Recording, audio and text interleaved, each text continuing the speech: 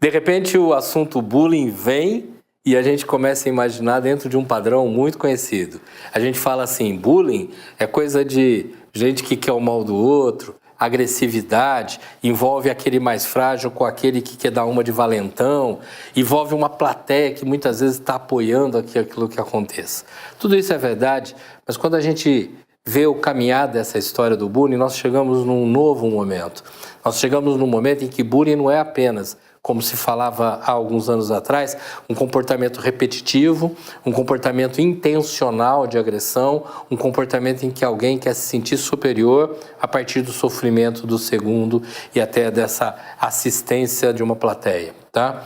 Hoje nós temos que entender que o bullying ele ocorre essencialmente a partir daquele que sofre.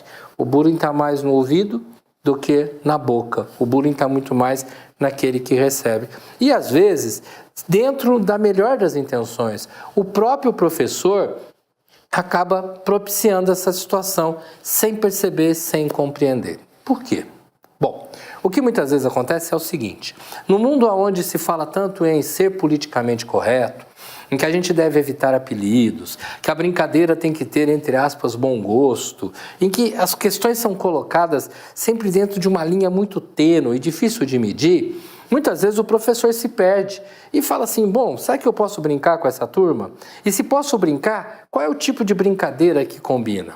Quando a educação ela era mais uniforme, quando as famílias tinham posturas mais semelhantes, inclusive menos informação do que tem hoje, era mais fácil da gente encontrar qual era o limiar da brincadeira.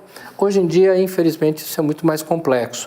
Na tua turma, na turma que você trabalha, independente de ser de 12, 15, 30, 40 ou mais alunos, o que a gente acaba encontrando são tipos de educação, tipos de cultura, tipos de percepção diferentes e, de repente, aquela brincadeira que cai muito bem para algumas crianças é extremamente rejeitada por outros ou, às vezes, por um deles. E aí está o grande perigo, aí está o grande problema.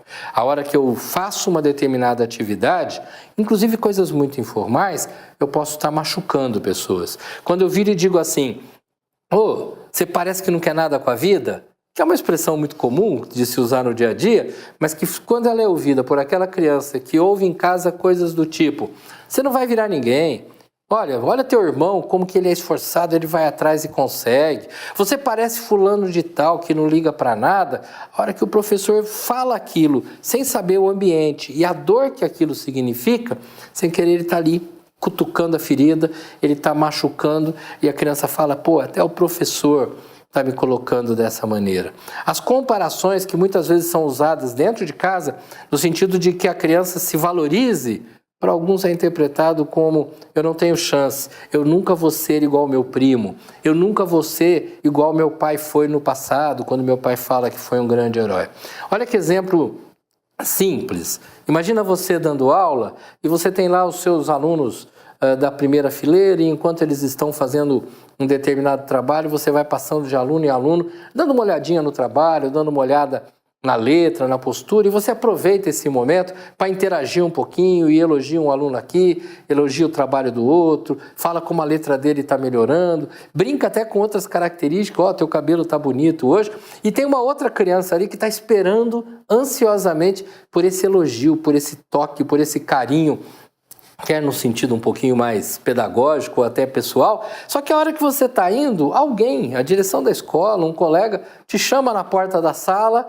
E aí você fala, vou ali um minutinho, chega lá, cumprimenta a pessoa, só que na hora que você volta, você esquece que tinha aquela criança ou aquelas duas crianças aguardando esse contato. E aí, de repente, uma delas fala, tá vendo? Elogiou todo mundo, menos eu. Você fala, mas isso é bobeira. Alguns talvez até digam, mas isso é uma frescura. Não, isso é uma grande dor para aquela criança. Uma outra talvez não ligasse. Professores, sem querer, a gente acaba, às vezes, criando um sofrimento. Não é culpa do professor, não é culpa do nosso trabalho, mas é culpa, sim, de um mundo que exige tanto que cada aluno, que cada criança, cada adolescente, muitas vezes até nós mesmos, adultos, exige tanto uma determinada perfeição que a gente começa a se comparar demais.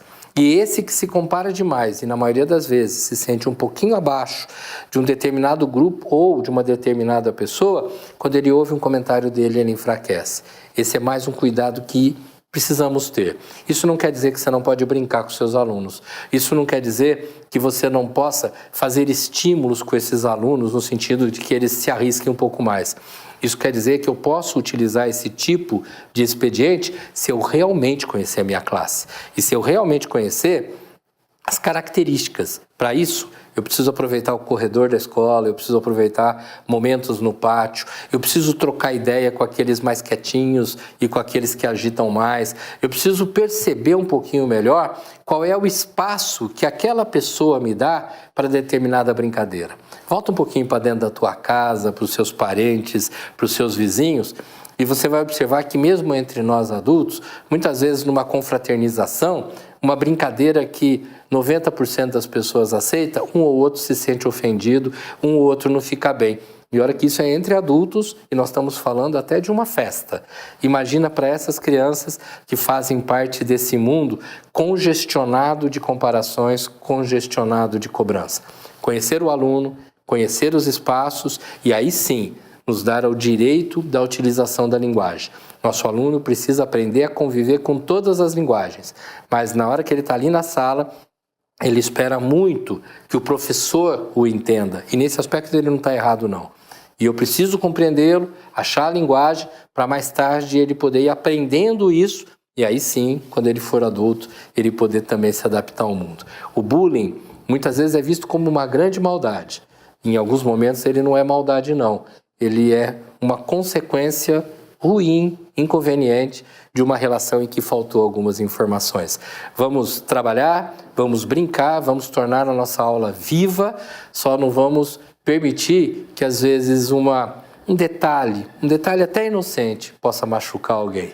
Até a próxima, um grande abraço.